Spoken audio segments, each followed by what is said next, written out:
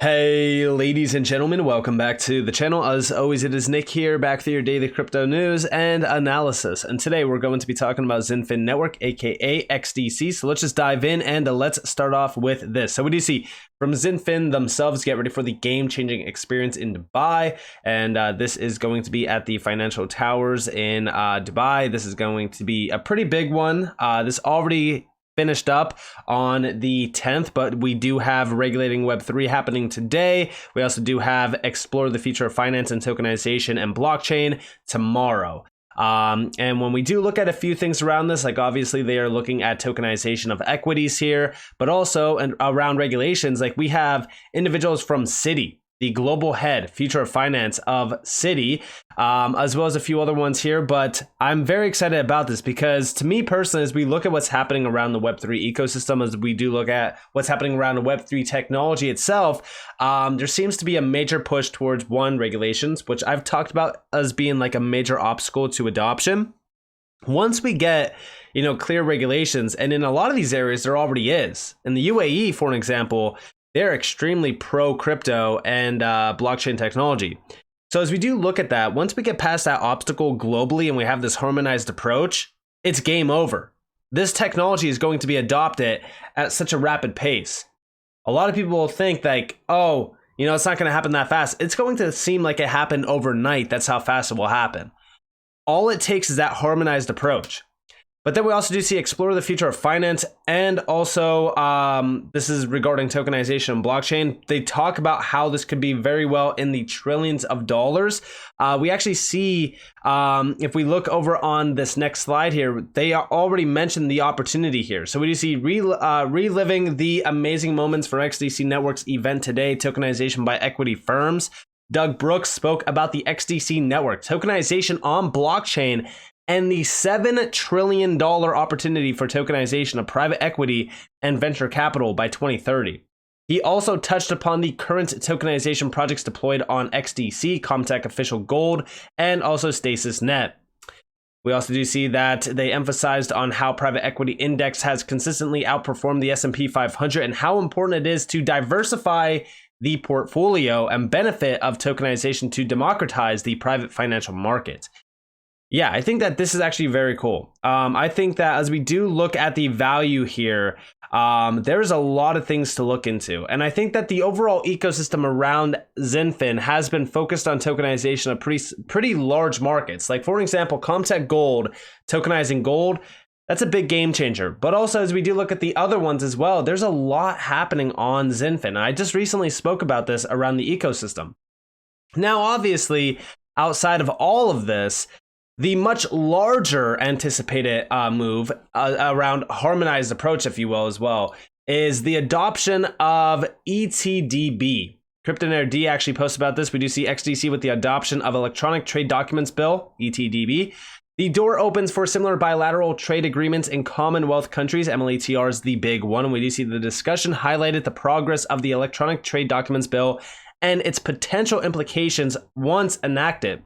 With the adoption of the ETDB, the door opens for similar bilateral trade agreements in Commonwealth countries. Though the adoption of legal standards is a major milestone for digital trade, it's essential to foster engagement from real trading communities to make a difference. And we did see him respond down here with a tweet from March, actually, talking about MEXC and the Electronic Trade Documents Bill, and how it will be the biggest change, the biggest transformation of financial services regulation in a generation. It's massive. This is coming from the Lord Holmes of Richmond, MBE, House of Lords UK. Listen closely to this video. It's about 4 minutes long. I know it's a little longer, but listen closely because it does drive home the overall opportunity here that lies within a lot of these electronic trade documents bills, as well as even MEXC itself. You're watching and listening to the Trade Finance Distribution Initiative podcast with Lord Holmes of Richmond. We've been discussing a future-proof and sustainable finance ecosystem and laws that can actually safeguard this. Now, the TFD initiative has rolled out the very first trade finance-backed security token called the TRADA under the XDC network and Trade Tech. How is the UK progressing to integrate digital assets and tokenizations into law, in your opinion? We're in a good place in the UK when it comes to digital finance, but there is still a heck of a journey to go, and we must get on that. So, as well as the electronic trade documents bill currently in Parliament, we've also got the Financial Services and Markets Bill, and that will be the biggest change, the biggest transformation to financial services regulation in a generation. It's massive, and its potential is similarly huge.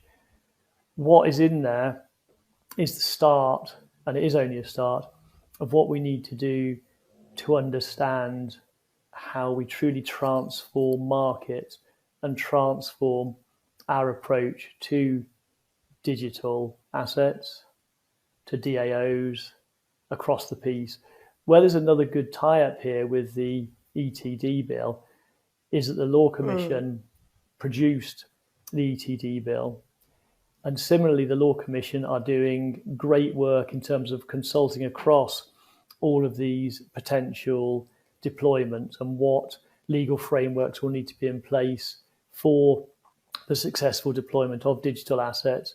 Allied to that as well, the third element, we've currently got a Master of the Rolls, the second most senior law officer in the country, second most senior judge in Sir Geoffrey Voss, who is probably the most informed judge that we've ever had in terms of understanding the potential of digital assets, the potential of the underlying technology, not least distributed ledger technology.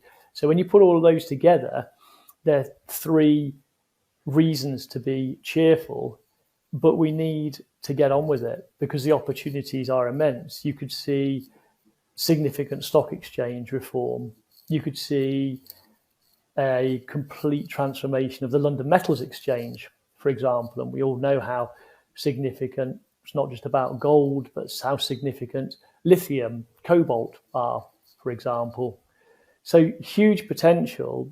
Put that together with the power of English law, put it together with the financial services ecosystem we've got in London and indeed across the UK, and there's a huge opportunity, but we need to get on with it. We need some more pace from all parties. We need to understand that though it's an opportunity, we have to ensure that becomes a reality. And if we get it right, it should benefit citizens up and down the country. Economic benefits, yes, but again, social, environmental benefits across the piece. Finally, on this, when we look at what the central bank are doing, the Bank of England, in terms of their work around a central bank digital currency, incredibly important.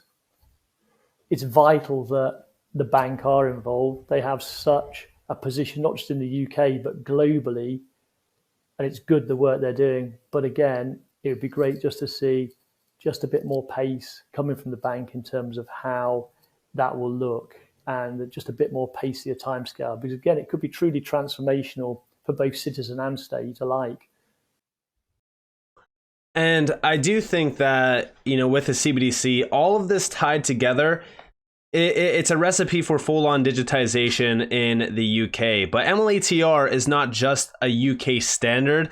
We actually started to see this spreading quite a bit overseas. And I do think that as MLATR does start to really kind of ramp up, this will allow for full-on digitization to take approach around the trade financial space. And we're already kind of starting to see a lot of movement here. Anigio actually posted this article today. And we do see the Electronic Trade Documents Bill in the UK is a triumph of cross-industry collaboration. In industry perspective, Lars Hansen discusses his experience and how to capitalize on this groundbreaking legal reform.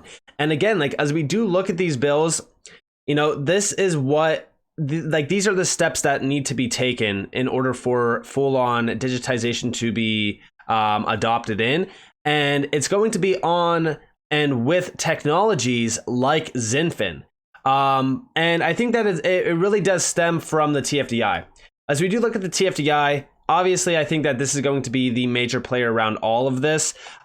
This has ties to many members. If you actually look at some of the members over here on the TFDI, so we have asset managers. These are some very large names. You could even see like the European Bank, Santander. A lot of people know Santander, obviously from the history of crypto. They have become a major player around a lot of crypto-driven products and solutions. We also see some banks, very large banks. I know that a lot of you probably know a few of these banks. A few of these are already working with some big crypto networks, like even Hedera. We have Standard Bank here.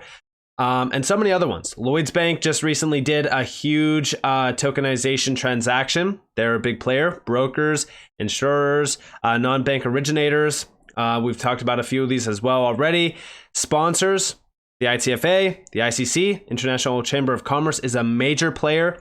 And then technology providers. And here's where we see a few major names. So I've talked about a few of these names, but as you guys do see, XDC and TradeTech, these two out of the 6 are already working together and doing incredible things around trade finance. Now, mind you, as we look at all of the names tied to the TFDI, and you see XinFin here with TradeTech, 2 companies that we've talked about so much on this channel together around trade finance, digitization, and tokenization, let me ask you all, what do you believe and who do you believe is going to be utilized within trade finance, tokenization, and digitization? XinFin, in my opinion, is a major player, a staple, if you will, around this major move. And as we do look at the TFDI, their overall mission is to unlock the future of liquid trade finance. How do we do this? Well, look at what trade tech is trying to do. Here you guys have, so going back to July of 2022, TradeTech to securitize trade finance receivables on the XDC network's public blockchain. The first thing that you see here is the move is expected to deliver significant liquidity to the trade finance sector by securitizing a traditionally illiquid asset class on the XDC network, a public decentralized blockchain. All through tokenization, NFTs, etc. Like, I want you guys to understand how big of a move this is and how large of an opportunity it is for XDC. We do see this launch is an important move in the democratization of trade finance through XDC's enterprise-grade blockchain technology. By investing in trade finance, which historically has been restricted to banks and larger institutional investors, private investors can now invest in the real economy.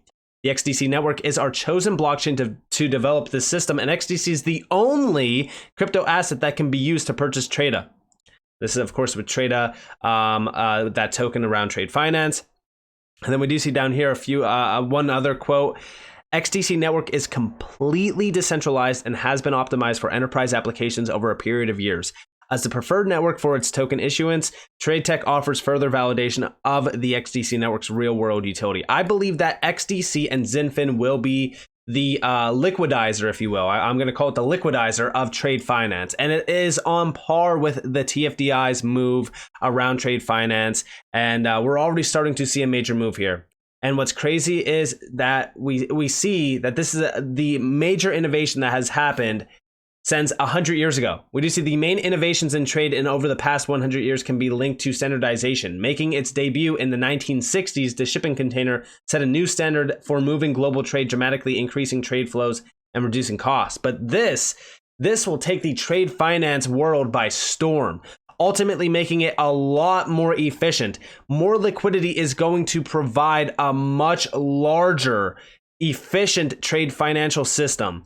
And this is going to disrupt everything. I mean, we are talking about everyday life will be disrupted by this and ultimately much more efficient.